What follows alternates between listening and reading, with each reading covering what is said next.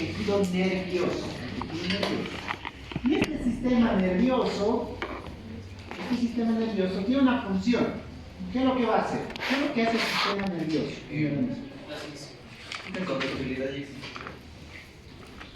Conduce excitabilidad. ¿Para qué me sirve el sistema nervioso? ¿Para qué les sirve a ustedes? Dentro de mi cuerpo tengo dos controles. Porque mi cuerpo se mueve, realiza funciones, yo puedo hablar, yo puedo comunicarme con ustedes. ¿Verdad? Mis órganos están en este momento funcionando de forma muchos autónoma. Otros órganos, como por ejemplo los músculos y los huesos, yo los muevo de forma voluntaria. Entonces, el sistema nervioso básicamente va a controlar diferentes funciones en el cuerpo: movimiento, secreción, producción de alguna sustancia, y a su vez va a integrar todas estas funciones. Y acaba la clave: esto lo va a hacer de forma rápida. ¿Ya? El sistema nervioso trabaja de forma rápida, ya que dentro de mi organismo tengo otro sistema muy parecido al sistema nervioso, pero este trabaja de forma lenta. Igual controla, igual integra, pero lo hace de forma un poco más lenta, pasiva, podríamos decir, más continua. ¿Cuál creen que es el otro sistema que controla mi organismo? Les pregunto, ¿cuál será? Lo van a ver este tema en el segundo semestre, y es el primer tema del segundo semestre. ¿De acuerdo? No, es el primer tema anterior. El sistema endocrino. ¿Ya? El sistema endocrino es un conjunto de órganos conformados por glándulas endocrinas. ¿Se acuerdan? Glándulas endocrinas. ¿Qué producían las glándulas endocrinas? Hormonas. Las hormonas igual regulan diversas funciones de mi organismo, pero esto lo hace de manera un poquito más lenta, podríamos decir, ¿no? Entonces, aquí podemos comparar lo que es el sistema nervioso, lo vamos a llamar control nervioso, y este control nervioso o estas funciones se llevan a cabo mediante una sustancia. El sistema nervioso no produce hormonas. ¿Qué va a producir? Neurotransmisores. ¿Ve? Y el sistema endocrino, hormonas. Entonces, hormonas y neurotransmisores son la base del funcionamiento del organismo. Todo se basa en eso: hormonas, producción de hormonas y neurotransmisores.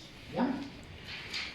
En sí, el tejido nervioso, su función básica va a ser la comunicación. ¿Verdad? La comunicación. ¿Comunicación de qué? De diferentes partes del cuerpo, ¿no? Diferentes partes del cuerpo. Por ejemplo, de lo que es mi corteza cerebral para el movimiento de mis músculos, comunicación de las células neuronales con las células, en este caso, musculares. ¿Verdad? Musculares. Esta función de comunicación se basa en dos propiedades que tienen las células nerviosas, específicamente el protoplasma de las células nerviosas: la excitabilidad y la conductibilidad. ¿No? Todas las células tienen distintas propiedades. Hace ratito hemos visto el tejido muscular, ¿no? Las células musculares, ¿se acuerdan? Las fibras musculares, los miocitos cardíacos, los leiomiocitos, miocitos lisos, ¿no? Los tres tipos de células también tienen una propiedad. ¿Cuál es la propiedad de esas células? ¿Para qué me sirven esas? Para el movimiento. Y gracias a una propiedad: contracción, contractibilidad. Esa es la propiedad de las células musculares. Ahora, las propiedades de las células nerviosas son estas: excitabilidad y conductibilidad. ¿Y qué es excitabilidad? Es la capacidad de recibir un estímulo y responder a él. Yo recibo y respondo, ¿no? Eso es la excitabilidad. Y la conductibilidad viene siendo la transmisión de ese estímulo. Yo recibo el estímulo y lo transmito a otras partes del cuerpo. ¿Ya? Esas son las dos propiedades: excitabilidad y conductibilidad. ¿Qué más podemos decir?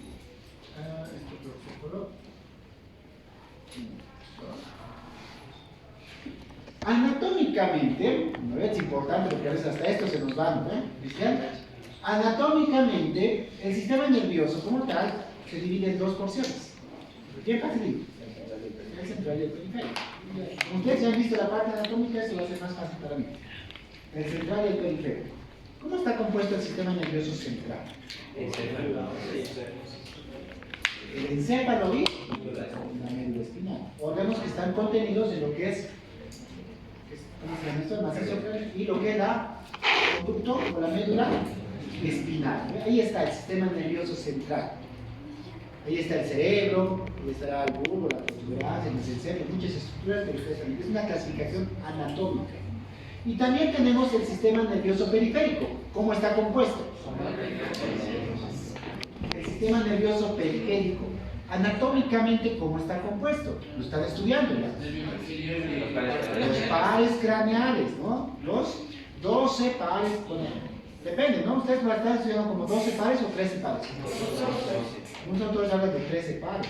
Por ejemplo, el séptimo par, ¿no? El intermediario de, ¿cómo se llama? El facial tiene una rama motora. El intermediario de Wisner, algo así se llama, ¿verdad? Ese es considerado el 13º par craneal en muchos textos de anatomía. No vamos a debatir eso. Los pares craneales. ¿Quiénes más forman el sistema nervioso periférico? Los nervios raquídeos. ¿Quién más? No, esa es la clasificación, otra clasificación. Ahí entran ganglios, pero no son ganglios linfáticos, los ganglios nerviosos. Entonces, tres componentes: pares craneales, nervios espinales y los ganglios sensitivos. ¿Verdad? Una clasificación anatómica. Una clasificación anatómica. Pero existe también una clasificación funcional. Una clasificación funcional. Y hablamos de lo que es una porción sensitiva y una porción motora. A la porción sensitiva también se le llama aferente, porque recoge un estímulo desde la parte periférica. ¿Y dónde lo va a llevar? Al sistema nervioso central. O sea, el aferente, el sensitivo, va del periférico al central. Y el motor, que también se llama eferente, va, ¿cómo? Lo contrario, del central al periférico. ¿Ven? Al periférico. Este puede ser dado, por ejemplo, un nervio eferente puede estimular lo que es un músculo esquelético. Si hablamos de una actividad voluntaria, ¿ven? El músculo esquelético es voluntario o involuntario. Voluntario. Pero también puede ese nervio ir a lo que es músculo liso. ¿Este es voluntario o involuntario? Involuntario. Es por eso que la porción motora, y aquí está, mira el motor, la porción motora del sistema nervioso se divide en dos también. El sistema nervioso, ahí dice SNS, ¿qué significa? Somático. Quiere decir que esta porción del sistema nervioso somático es exclusivamente voluntario. Entonces, ¿dónde va a terminar este nervio eferente en el sistema nervioso somático? Músculo estriado esquelético. Por otro lado, tengo el sistema nervioso autónomo, que este es involuntario. ¿Dónde va a acabar? Músculo liso. ¿Qué más? Músculo cardíaco. ¿Qué más? ¿Están leyendo? Músculo. No, músculo. Glándulas, ¿no? La secreción de las glándulas, ahí va. Las glándulas tienen una secreción, tienen un estímulo autónomo. ¿Ven? Entonces tengo, por otro lado, esta clasificación, que es una clasificación funcional también, ¿no? El motor, sistema nervioso somático y el autónomo. Y del autónomo podemos hablar mucho, ¿no? Anatómicamente se habla, seguramente lo van a estudiar. El sistema nervioso autónomo ahora también se divide. También se divide. Esta porción involuntaria que está ahí abajito, SMA, se divide también. Y hablamos de tres sistemas, de tres otros sistemas, tres nuevos sistemas. El sistema nervioso simpático, parasimpático y el... Ahí tengo tres. El que controla, por ejemplo, los movimientos peristálticos, la digestión, por ejemplo. También se llama el autónomo vegetativo. Se llama ese sistema entérico. Entonces tengo tres divisiones ahí: simpático, parasimpático y el sistema nervioso entérico. Entérico. Lo van a observar en los textos. Pero los que más han estudiado son estos dos siempre, ¿verdad? El sistema simpático y el parasimpático. ¿Cuál es la diferencia entre el sistema parasimpático y el simpático? El simpático es más bonito. ¿Por qué es simpático? ¿Cuál es la diferencia? ¿Ya han visto esto en anatomía?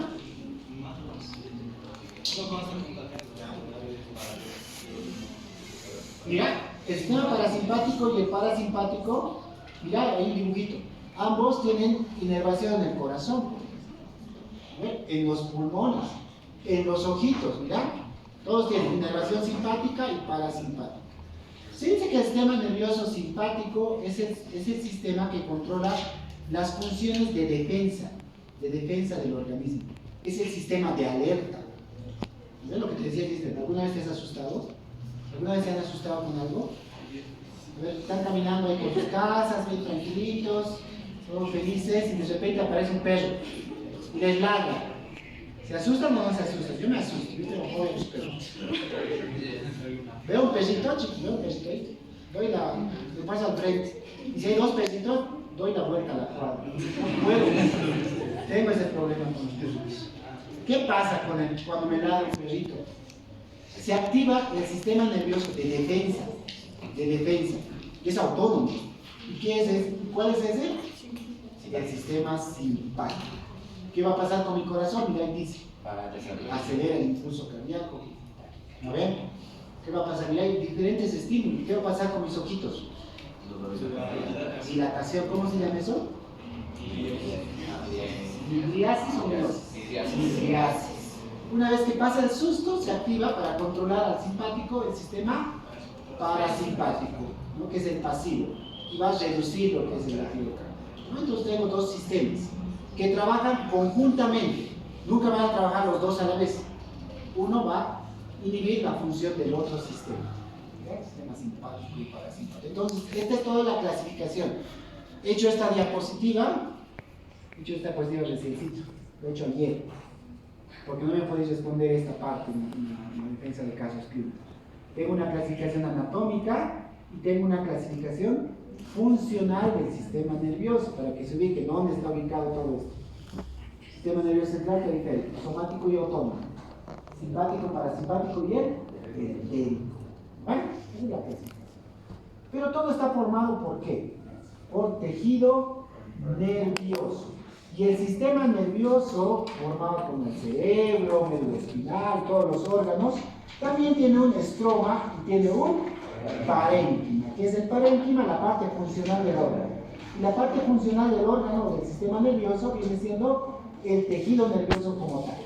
Todos los componentes del tejido nervioso. ¿Ya? Vamos a ver el tipo de tejido nervioso. El tejido nervioso está formado igual, como todo tejido, por un conjunto. ¿Un conjunto de qué? Células. Y también hay algo de matriz extracelular. Pero acá las células van a ser de dos tipos. Estas ya las conocemos bien. Las famosas neuronas, células altamente diferenciadas. Y también vamos a tener las células de la neuroglía. Función de las neuronas. Sinapsis. Recoge los impulsos. Transmitir impulsos nerviosos, por ejemplo, de un lugar a otro. No memorizan nada, solo estos transmiten. Tienen cerebro, solo transmiten cosas. ¿Ya? Y tengo las células de la neuroglia. Esas de acá son muy parecidas morfológicamente a las neuronas. Mirad la imagen de allá arriba, la primera imagen. Ahí en medio de amarillito tengo una neurona. De ahí al ladito, como si estuviera agarrándole, el astrocito. Se parece a una neurona, no se parece. Esa es una célula de la neurona, no es una neurona. Esa brinda sostén, protección, en algunos casos nutrición a las células o a las neuronas. Ahí ahorita tengo una chiquitita, fundamental en el proceso de reacción inmunitaria. ¿Qué dice? Microglia, ¿no? Se ha preguntado eso el anteriorito. El sistema fagocítico mononuclear, ¿se acuerdan? Todos los macrófagos están por todo mi organismo. El macrófago del sistema nervioso central se llama microglia. ¿Cuál es la función entonces de un macrófago? Célula presentadora de antígenos. Tengo otro ahí abajito, mira, está envolviendo la colita de lo que es la neurona, la colita, el axón, oligodendrocitos. protección, está protegiendo, está ayudando a la función. Y tengo muchas otras más. Ahí están los neurolemocitos, células satélite, las células ependimarias o los ependimocitos. Veremos la neurona como tal. Ustedes ya saben muy bien cómo está formada una neurona, las porciones de una neurona. El anterior semestre preguntaba mucho esto y nos respondían. ¿Cuáles son las porciones de una neurona? 3 partes principalmente. Dendritas y pericardiomas. ¿De qué? Pericardiomas, dendritas y El axón, ¿no?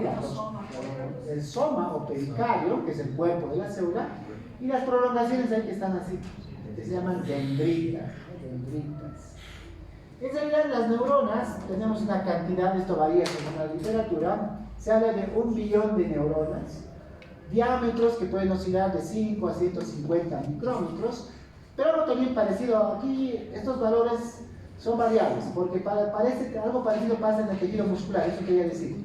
Por ejemplo, el músculo estriado esquelético, habíamos mencionado que tenemos células que pueden llegar a medir hasta 1 metro de longitud, ¿de acuerdo? Hemos dicho cuál era el músculo. El músculo que puede llegar a medir 1 metro en personas altas. El sartorio, el sartorio. Ahora también hay neuronas que pueden llegar a medir igual 1 metro de longitud. Hay neuronas que miden 1 metro de longitud, como por ejemplo las neuronas que emergen del asta posterior, del asta anterior, perdón, de la médula espinal, que inervan los miembros inferiores. Pueden llegar a medir hasta 1 metro. Y hasta ahí los 3 componentes: cuerpo celular, dendritas y axón. Esto también es importante notar, ¿no ven? Porque una neurona como tal, habíamos dicho que es sumamente larga, o puede llegar a ser muy larga. Generalmente esto es lo que ocurre. Obviamente hay neuronas que pertenecen específicamente al sistema nervioso central y periférico. Acá tengo una división anatómica del sistema nervioso: el sistema nervioso central y el sistema nervioso periférico. Y al ladito tengo una neurona. ¿No ven? ¿O no es una neurona? Es una neurona. Esta neurona tiene sus 3 porciones: el pericardio, las dendritas y el axón. ¿Ven? Esto es de acá. ¿Cuáles eran los componentes del sistema nervioso central?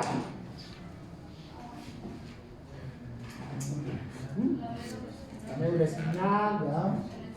El encéfalo. ¿Han visto esto en pares craneales? ¿Verdad? Y han visto lo que son los orígenes reales. Se habla también de núcleos.